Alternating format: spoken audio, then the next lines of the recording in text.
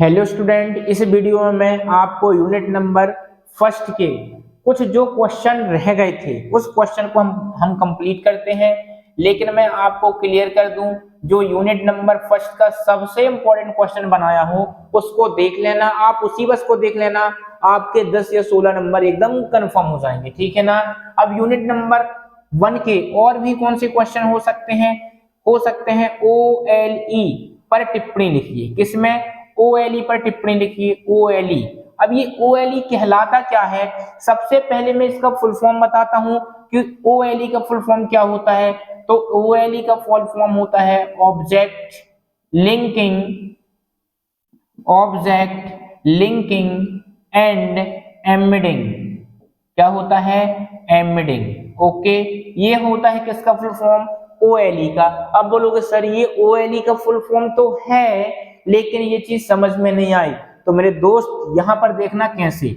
मैंने बोला कि एक बात बताओ, एक एप्लीकेशन ये है, दूसरा एप्लीकेशन ये है। मैंने बोला यहाँ पर ये एप्लीकेशन खुला है MS वर्ड का, ठीक है ना, और ये एप्लीकेशन खुला है MS एक्सेल का। कितने एप्लीकेशन हुए? 2 एप्लीकेशन हुए। आप एक एप्लीकेशन में MS वर्ड को खोल के रखे हैं और एक विंडो में MS एक्सेल को खोल के रखे हैं। अब MS वर्ड में ये एक टकलू है, ओके, ये टकलू है। इस टकलू को यहां पर आपको लाना है। अब मैं OLE के हिसाब से बता रहा हूं कि ये OLE काम कैसे करेगा। O का मतलब क्या होता है? ऑब्जेक्ट। और इस टकलू को क्या हम बोलेंगे कि ये ऑब्जेक्ट है। क्या है? ये ऑब्जेक्ट है। तो ये टकलू क्या है? ऑब्जेक्ट। लिंकिंग का मतलब क्या होता है? जब एक एप्लीकेशन से दूसरे एप्लीकेशन में भेजा जाता है या ले जाया जाता है या लिंक किया जाता है, जब इस टकलू को एक एप्लीकेशन से दूसरे एप्लीकेशन में लिंक किया जाता है, ठीक है, कनेक्ट किया जाता है, तो उसे क्या कहते हैं?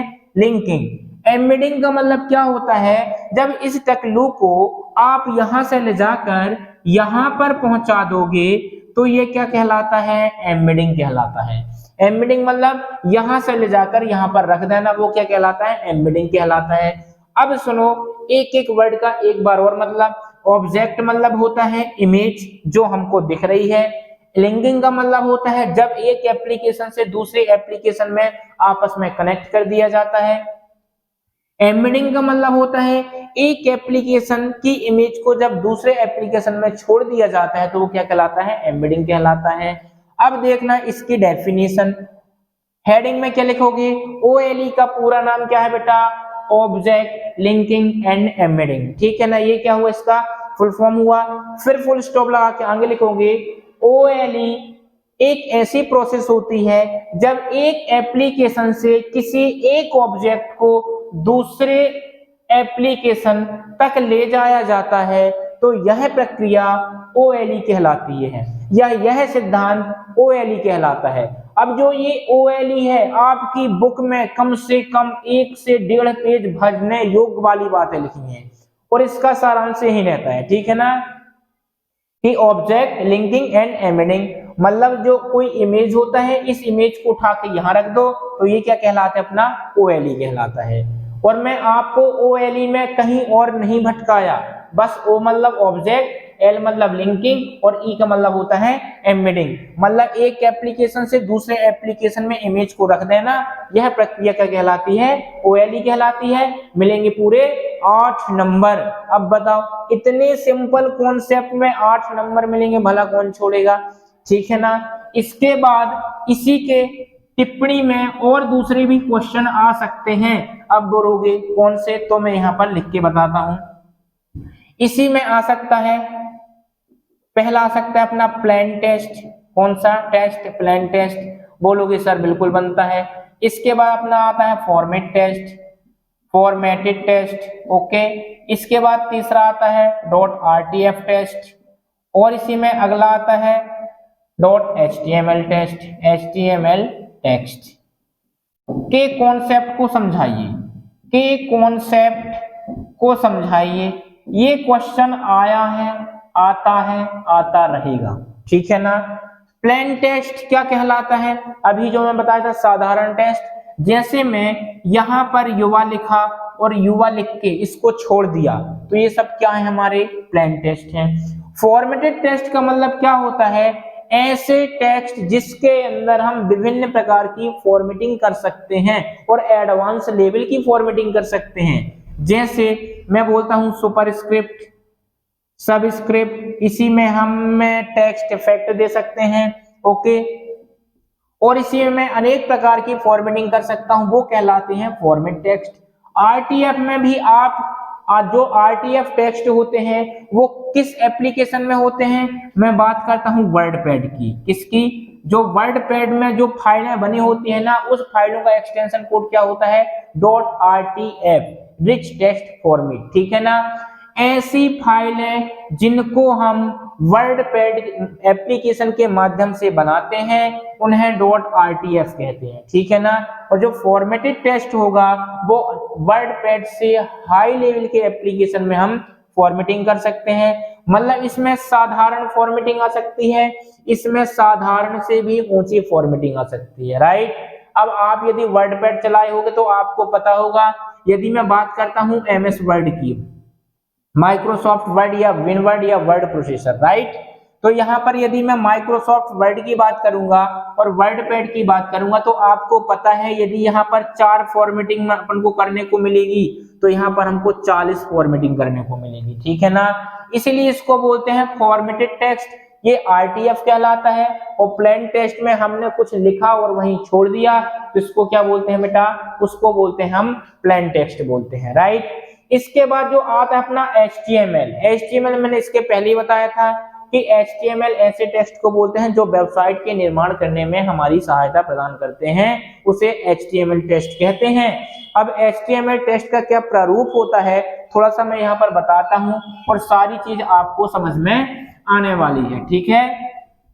और जितने क्वेश्चन मैं पढ़ाया हूँ इस क्वेश्चन के अलावा आपको पढ़ने की कोई आवश्यकता ही नहीं है, ठीक है। तो मैं यहाँ पर जो HTML का प्रारूप होगा उसमें देखो HTML, अभी देखते जाना, बोलना कुछ मत, क्योंकि समझ में चीजें नहीं आएंगी, ये फिक्स है।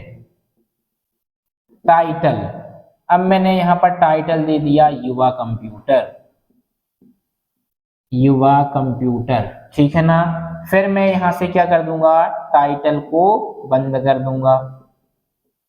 इसके बाद हम क्या चालू करेंगे, इसके बाद मैं हेड को भी बंद कर दूंगा, बाद में भी कर सकते हैं। बॉडी चालू होगी, बॉडी के अंदर जो आपको लिखना है वो लिख देंगे और यहां से मैं बॉडी को बंद कर दूंगा, ठीक है ना। इसके बाद मैं बात करता हूं, बॉडी को बंद करना है, फिर हमको किसको बंद करना है, HTML को, बस इसको ब्लैक कलर के डब्बे से बंद कर देना। अब बोलोगे सर ये प्रारूप है क्या, रहता ऐसा है कि जब आप इसमें देखो टैग लगे हैं, जो ये है ना एक लेस देन ग्रेटर देन, इनको बोलते हैं HTML टैग। क्या बोलते हैं, टैग बोलते हैं। इसके अंदर हमने HTML लिखा, HTML के बाद हम हेडिंग लिखेंगे, हेडिंग के बाद जैसे आप ये बताओ कोई भी वेबसाइट ओपन करते तो एक पेज आता है, ये पेज, ठीक है ना। इस पूरे पेज को क्या बोलते हैं, बॉडी, मतलब इस पेज के अंदर जो भी लिखेंगे वो हम बॉडी के अंदर लिखेंगे। HTML क्या करता है, पेज का ढांचा तैयार कर दिया, इनके काम अलग अलग है। HTML का काम भाई साहब पेज का ढांचा तैयार कर दिया, हेड का मतलब होता है ये पेज की हेडिंग में क्या हो सकता है, मैं यहाँ देता हूं कंप्यूटर के बारे में, ठीक है ना। टाइटल क्या हो सकता है, टाइटल मैंने लिखा तो यहाँ पर बोल दिया ये युवा कंप्यूटर के बारे में है। बॉडी के अंदर अब हम युवा कंप्यूटर के बारे में क्या लिख सकते हैं, ये सब यहाँ पर लिख सकते हैं, ठीक है ना। इसके बाद जो हम ओपन किए हैं टैग, यहां से मैं HTML को टैग किया हूं, मतलब ओपन है तो यहां मैं क्लोज भी किया हूं HTML और ये क्लोज कर दिया।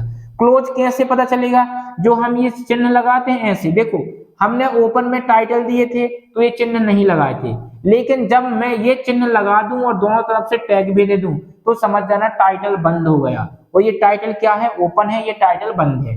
हेड मैंने यहाँ पर चालू किया था, यहाँ पर मैंने बंद कर दिया। बॉडी मैंने यहाँ पर चालू किया, जो आपको लिखना है बॉडी के अंदर लिख सकते हैं, फिर इस टैग को अपन ने बंद कर दिया, देखो ये चिन्ह लगा है। फिर HTML फर्स्ट में ओपन हुआ था और लास्ट में बंद होगा, तो इस प्रकार में ये क्या है अपना HTML है, ठीक है ना। इसके बाद यदि पेपर बनाने वाले का दिमाग खराब हुआ तो पूछ सकता है पावर पॉइंट के विभिन्न व्यू। क्या पूछ सकता है? पावर पॉइंट के विभिन्न व्यू।